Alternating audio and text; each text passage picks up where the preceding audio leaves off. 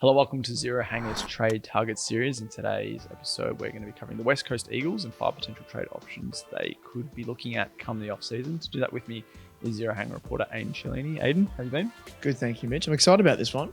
Yes, I think this is going to be quite an interesting one to look over the Eagles. Plenty of players linked to the club, plenty of players linked going away from the club, albeit maybe even contracted. So it's kind of an interesting dynamic and state of play that they're going to enter in the next few weeks and months. And I think a big factor in that is not having a coach locked in yet either. Obviously, a lot of key list calls will need to be made once that appointment is, and whoever we find out that to be. But nevertheless, the list management team under a new lead of Matt Clark are going to be working through a few names, a few targets, a few plans, obviously for the draft as well. And I think there's a fair few WA natives who are currently off contract that are sure to be in the sights of the Eagles if they aren't already. And they pretty much headline most of our list. It's a bit of a different one compared to other episodes in our trade target series, but really we've got a few guys who are unsigned, who are from WA, who certainly could be part of or nice additions to their list rebuild. We've got another one who's more of a left field option, and then more of a draft focus that we'll finish off with. But how do you kind of see, I guess, the direction that they're heading? Is it still another year down before coming back up, or is it kind of a bit of a mystery just given no coach at the wheel at the moment? Yeah, I think they're going to be probably bottom 4, bottom 2 for, I'll say at least next year. I don't want to kind of forecast too far into the future. Clearly a lot of young talent, probably still got a few from that 2018 premiership flag that might retire in the next 2, 3, 4 years, but they can help guide the young guys in. And obviously, their main, I guess, interest in the next coming years is getting in talent that will be in that age bracket of, maybe early to mid 20s, and obviously getting a lot of draft players in, or high end talent from the draft to help, I guess, kind of catapult them back into finals contention, maybe 2 or 3 years time, maybe even 4. Yeah. So we'll preface this by saying that, there's been a few players that have been linked to West Coast, Tim English being one, restricted free agent, probably likely to stay at the Western Bulldogs, but, unsigned by earlier August suggests that, there is some chance that he departs. Jack Graham is another one who's, tipped to join West Coast, and not one that makes our list, but certainly would be a target for them as a potential, I guess, show horse or, stable horse for a move to get Liam Baker through the door. He's the first one on our list. I think they're pretty much best mates at Richmond.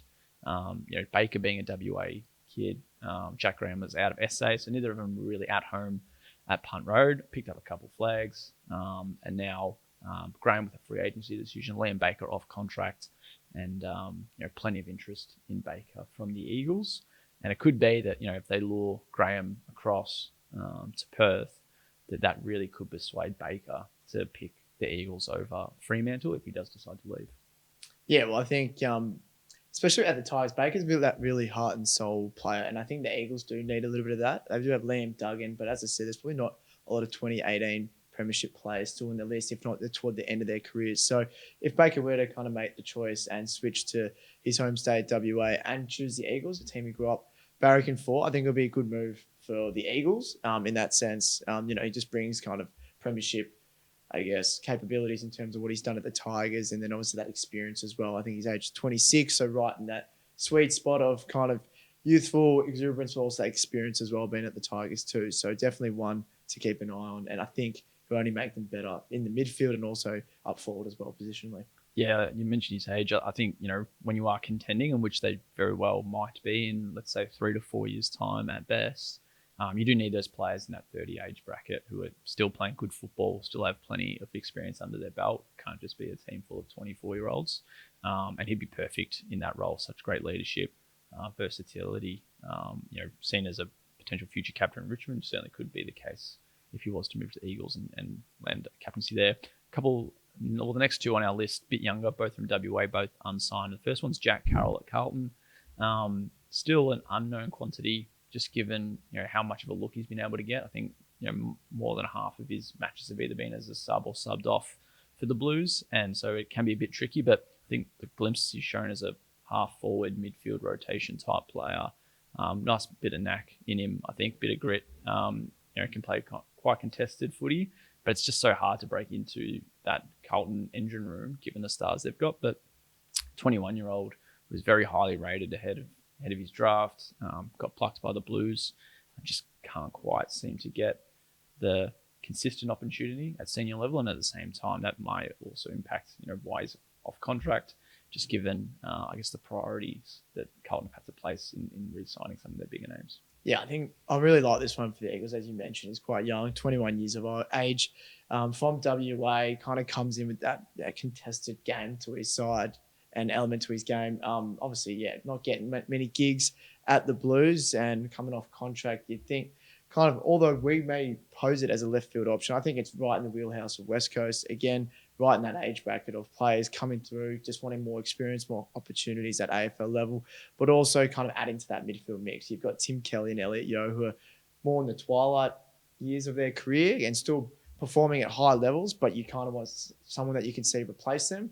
We've obviously got Harley Reid in there. Elijah Hewitt has had his injury troubles, and Ruben Jimby's kind of been thrown in there as well as halfback as well. So Jack Carroll would come in as, I guess, a premium midfielder in terms of just being on ball more often than not, and kind of being that 1-2 punch. Hopefully in the future, if the Eagles were to go down that way with Harley Reid. Yeah, similar one to that they might consider would be Devon Robertson at Brisbane, who they went for last year. He re-signed, but again has kind of fallen out of favour. In a similar vein, the third name on our list is Riley Garcia at the Western Bulldogs, who's playing the best football of his career. But I guess what we've seen at the Bulldogs this year is that once you kind of fall out of the senior side, it can be very hard to break back in, just given some of the standards that their midfield sets. Obviously back in the side at the moment after being dropped to the VFL for a few weeks. And again, playing a good level of football at AFL level, and that's mostly coming as an outside, maybe forward role. So it'd be great to see him as a, maybe not a starting midfielder still at West Coast, but still a lot more centre bounce looks, a lot more time through the middle. And I think he's got, certainly a long career ahead of him. And, why wouldn't West Coast be the ones to ask the question off contract still? Starting opportunities straight away for the rest of his career, I guess you'd like to think, if the Eagles made a move. Well, yeah, it's kind of weighing up that potential premiership success or AFL opportunity, which Garcia clearly isn't getting at the Bulldogs at the moment.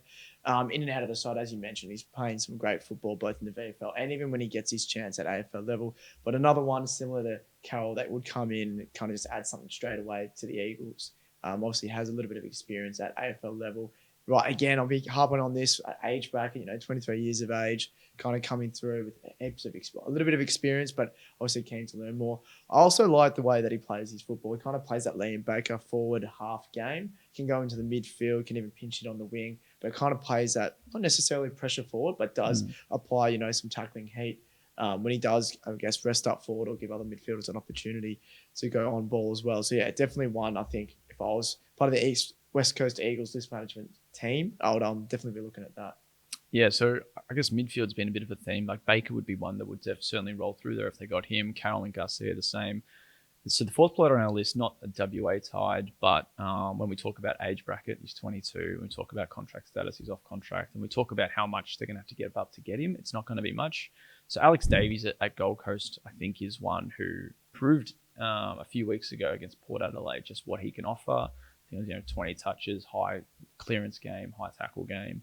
But again, he's fourth or fifth or sixth in their midfield pecking order, just given that the lines of talent that they've used in top draft selections that they've used to add to their midfield. And it certainly made it hard for him to get a long, consistent look. So he's unsigned currently. And I think he'd be probably the best pure midfield addition out of the names on our list that they could potentially go for. And he's not going to cost much, you would think. Yeah, as you mentioned, kind of that pure midfielder, which we've obviously spoken about the other guys and their potentials up forward or in the midfield as well, kind of those dual roles. Alex Davies would come in and does the same thing at the Suns, kind of just comes in as a bullock-in midfielder to kind of combat the opposition's, I guess, tougher players. And I think he stands quite tall as well as a midfielder. So, definitely gives another look and perspective, I guess, into that Eagles midfield. And he just adds that kind of toughness, which I think we've known and, I guess, respected for the Eagles for so long for having that. And obviously they've lost a little bit of that with just personnel and the retirement and injury. But you can see their younger players are starting to get that back. Like clearly Harley Reid is quite a physical player. Ruben Jimby stands quite tall as well. But obviously inexperience probably outweighs them, whereas Alex Davies would come in and, I guess, complement that as well. Yeah, I think, yeah, like I said, if they don't have to pay up too much for him, and if he would consider a move out west, then I think that's one that should or could align. The last one on our list, not a player by any means, but certainly getting more draft picks in. I think that's going to be a target for the Eagles, and that's going to be hard when they are going after someone like a Liam Baker who would cost them a first round pick. They can now trade, a couple of picks years into the future, which will help.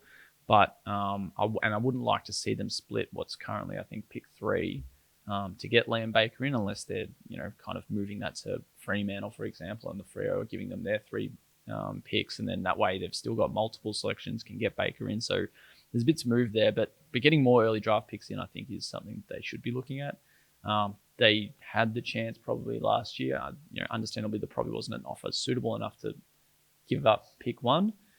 Just given the price tag that was on Harley Reid, and that was something that I thought they certainly would or should look at, but never could quite get. I think it was picks 2 and 3 from North Melbourne that they really wanted, plus some extra stuff, and that was always going to be quite a hard one to get over the line. Got Harley Reid, they'll be very happy with that, but I think maybe this is the year, given the draft class as well, the quality. If they can get a few more selections in that top 25 bracket, that'd be good. How do they do that though? Jake Waterman's one, contracted for another 12 months, not on a heap of pay. So if they, they would be trading, one of the form forwards of the competition, and they also wouldn't be losing a lot of, I guess, salary cap next year. Not that they necessarily need it. Tom Barrass, on the other hand, is a bit different. Probably on a better deal for a longer term as well. So it'd open up a fair bit of money across the next 3 or 4 seasons, and at the same time could pocket them a couple first rounders if the right bid comes along. So there are probably a couple names. Liam Orion's maybe another one, but I don't know. Do you think it's a move that, or out of those 3, do you reckon there's a more suitable one if it's going to get them a top 25 pick or 2? Well, yeah, that's kind of the question, isn't it? Do you keep that experience, or do you almost commit to the rebuild and maybe trade out some stalwarts of your club? As you mentioned, Barrass, Ryan, Waterman's been linked to a move to Victorian club. Jack Darling has been floated as a potential option. Not that you'd actually get much for him, but I think it's more, the way I look at it anyway from an Eagles perspective, it's more just getting a breadth of young talent in, coming in at the same time, at the right time. As we've mentioned, the draft this year is quite equally placed, maybe in the top 5 or 6. And then even after that, there's a heap of talent there as well that can be picked up. So if the Eagles can somehow find their way into maybe 4 or 5 picks in the top 30, 35, I think that'll be a bit of a win for them. How would they do that is obviously a question for their list managers.